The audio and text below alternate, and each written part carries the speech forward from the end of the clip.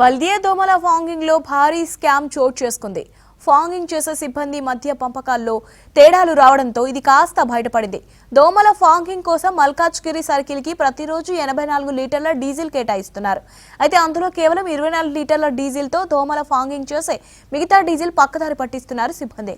Petrol bunk litre diesel కి 10 రూపాయల commission ఇచ్చి మిగతా డబ్బులు తీసుకుంటున్నారు ఎంటమాలజీ సిబ్బంది.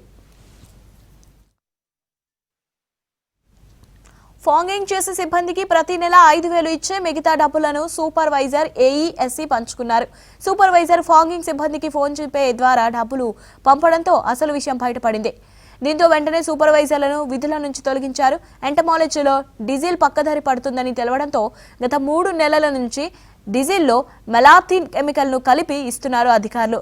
డీజిల్ అమ్ముకునే ఛాన్స్ లేకపోవడంతో ఫాంగింగ్ చేయకుండా పని తప్పించుకోవడానికి డ్రైనేజ్ లో పారబోస్తున్నారు సిబ్బంది.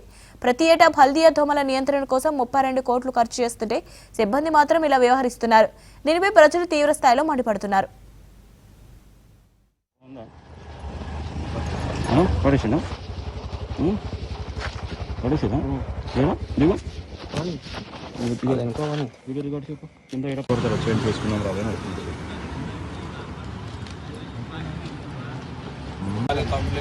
कहाँ पे है?